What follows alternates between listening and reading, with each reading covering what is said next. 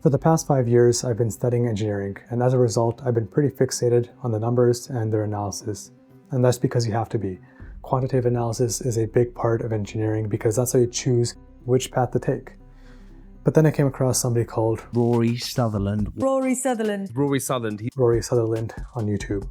I started watching some of his interviews, some of his podcast appearances, and I just kind of binged it all. And the key takeaway I have is that psychology is technology. Full disclosure, I don't think Rory invented that phrase. It's probably been around for a while, but the way he approaches problems really emphasizes that point. I couldn't possibly talk about all of his ideas on this one video, so I want to focus on his perception of time, how he treats time as both a quantity and a quality. To be honest, why don't we stop looking at the quantity of time and start looking at the quality of time? And how that can lead to some pretty creative solutions. I want to talk about two of his examples in particular, both related to trains, and how I think I relate to them. So first, his flagship example is the Eurostar. And while I'd love to tell the story because I think it's really cool, I'm just going to let him do it because he does it a lot better. You know my example of the Eurostar. We just spent £6 billion reducing the journey time of the Eurostar from London to Paris from about 3 hours 20 to 2 hours 40, something like that. For 0.01% of this money, you could have put Wi-Fi on the trains, which wouldn't have reduced the duration of the journey, but would have improved its enjoyment and its usefulness far more. It was another 10 years. After they'd spent £6 billion on tracks, it was another 10 years before they added Wi-Fi to the trains. And then I just added a little whimsical joke at the end. I said, for maybe 10% of the money, you could have paid all of the world's top male and female supermodels, get them to walk up and down the train, handing out 3 Chateau Petrus to all the passengers. You'd still have £5 billion in change, and people would ask for the trains to be slowed down. So as someone with an engineering background, if I was somehow involved in this project, I'd likely get put into crunching some numbers, spending some sleepless nights, trying to make this train go 40 minutes faster. But this doesn't really make sense because I have a personal connection to this kind of topic as well.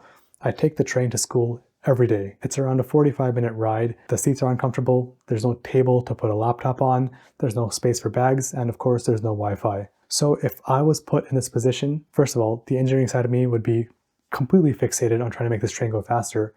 But the human side of me would say, forget about making it go faster. How about we just put some Wi-Fi on the trains, give me a table to put my laptop on, and make the seats comfier. If someone came up to me and said, we'll make your commute 15 minutes longer, but we'll give you all those amenities, I think I'd take that deal in a heartbeat. This example and my personal connection to it really drove home the point of psychology being technology and how just because we can quantify something like time, and that's what engineers are really focused on, we should also look at the quality of time and use that as a way to solve problems as well. Another example of this kind of thinking is applied when we're talking about wait times. So Rory talks about how one of the best improvements of the public transportation system was introducing dot matrix displays, or just digital displays, to tell you how long it's going to take for your train to get there. And although this doesn't directly deal with making the trains more on time or run faster, it does reduce the uncertainty of wait times, which really tends to be a big problem. I'd rather wait 10 minutes knowing that it's going to be 10 minutes